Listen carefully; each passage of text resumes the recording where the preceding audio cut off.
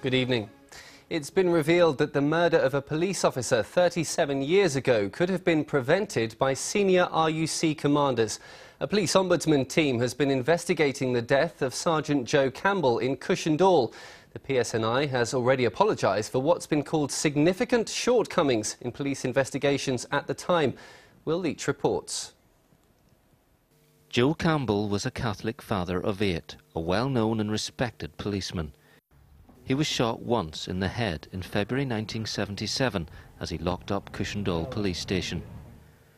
37 years later, the Ombudsman says the RUC failed Joe Campbell, his widow and children, that it failed to act on numerous warnings of the threat to him and over decades willfully withheld evidence from investigators. What we say in the report is because of the specific nature of the intelligence that was provided by police officers, because of the failure to act on that intelligence, I believe that had the proper actions been taken, the murder could have been prevented. That's a very significant thing to say in the context of policing. No one has ever been convicted of Joe Campbell's murder. After an investigation in 1980, a fellow police officer, Sergeant Charles McCormick, a member of Special Branch, was tried and acquitted. The Campbell family has always believed the threat came from within the RUC and involved collusion with loyalist paramilitaries. The police ombudsman says whilst there's evidence of that, there isn't enough. I don't know what the ombudsman's threshold is to be able to say that it was collusion. However, you only have to read the report.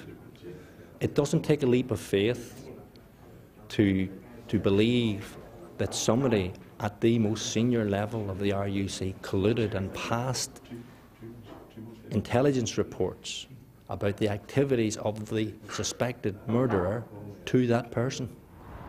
Some retired police officers assisted the Ombudsman's investigators, others refused to cooperate. The Ombudsman wishes he could have compelled them. The Chief Constable at the time, Sir Kenneth Newman, told the investigators he doesn't remember the Joe Campbell case. Joe's widow says he ought to remember it.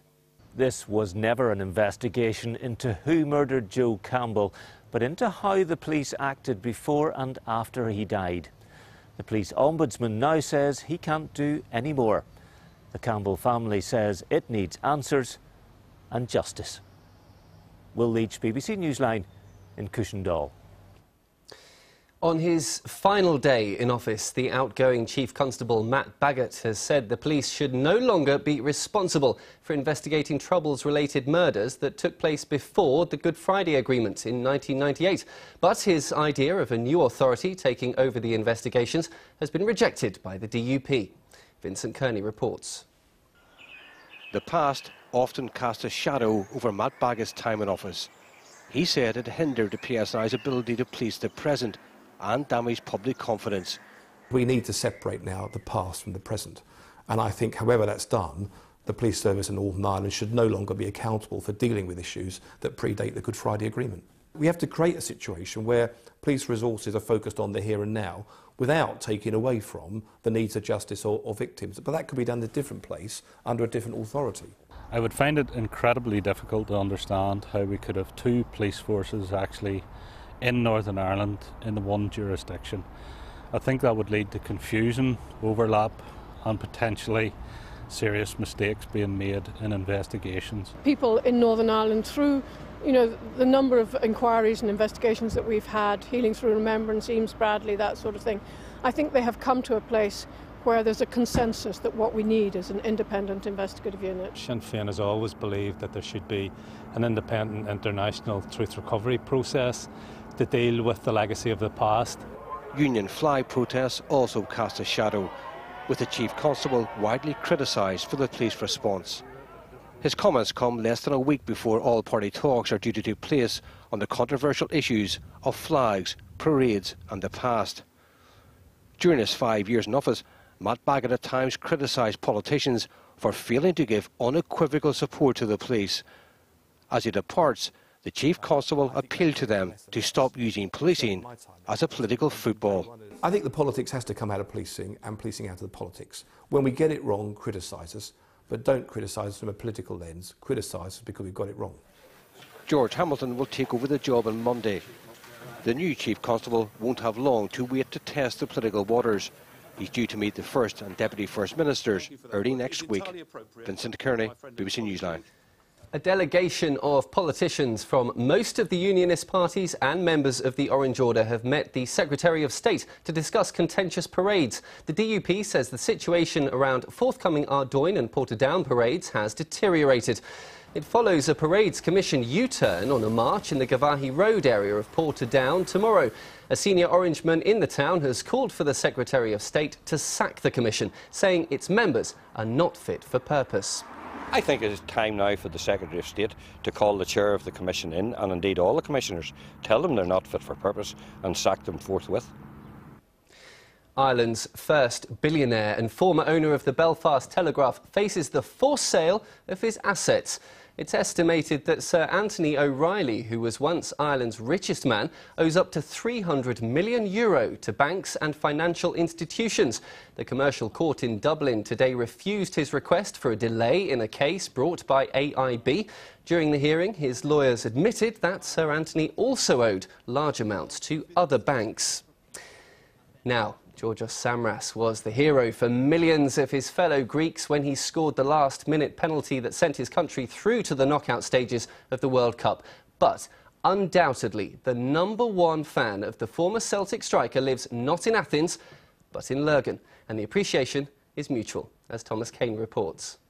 They say that you should never meet your heroes, but this relationship between 10-year-old Jay Beattie from Lurgan and former Celtic striker Georgios Samras has now developed into a close friendship.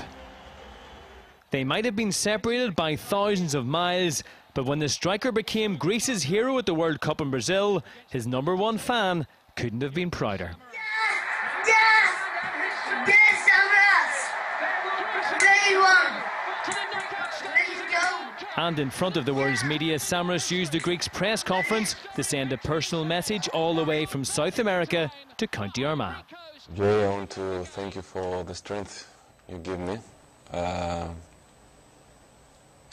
Your smile and your support give strength to everyone.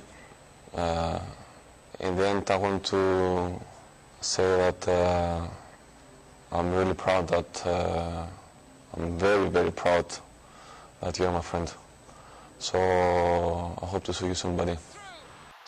Rather than the superstars like Neymar, Messi or Van Persie, there's only one team and one player that Jay wants to see progress further in the competition. I'm sorry, I won't be there.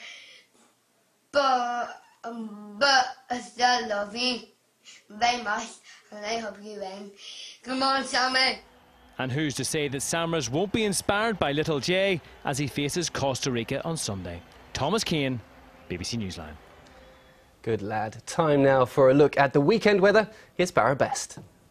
Well, the rain has gone and it has left us with a drier evening. Through the course of the night with some clear skies, it could turn a little bit chilly in some places as temperatures dip into the single figures. But where we hold on to the cloud, we should stay up to about 10 or 11 degrees. So tomorrow it is going to be a much better day, and right through the weekend, in fact, very little rain in the forecast. Largely dry, bright and at times quite sunny too. So to begin with, a bright and dry start for many of us. There will be cloud from time to time bubbling up, but many areas will have at least a glimmer of sunshine to begin with. And the pretty good weather will be stretching right across Ireland, across the Irish Sea and through Scotland too, and down through northern England, for central and southern areas of England and for the south of Wales too. Here we have a number of weather warnings in force for some heavy and possibly thundery downpours. Despite those, temperatures still managing 20 or 21 degrees towards the south, cooler and fresher further north, and that's because we have the winds coming in off the North Sea. So out and about tomorrow afternoon, if you're around the coast, it will feel a little bit chilly, temperatures of 13 or 14 degrees, with the sunshine further inland up to about 18 degrees. We do have a risk of a few showers, mainly in the west, but for most it's a dry picture, and it'll be a similar picture into Sunday as well. This time, most likely to see any showers in eastern areas, largely dry and bright further west, again with temperatures of 17 or 18 degrees inland, cooler and fresher along the coast. And then for a look ahead to next week, Monday and Tuesday, very little is going to change. Plenty of dry weather, although it's not going to be dry all the time. That's it for now from everyone at BBC Newsline. Good night.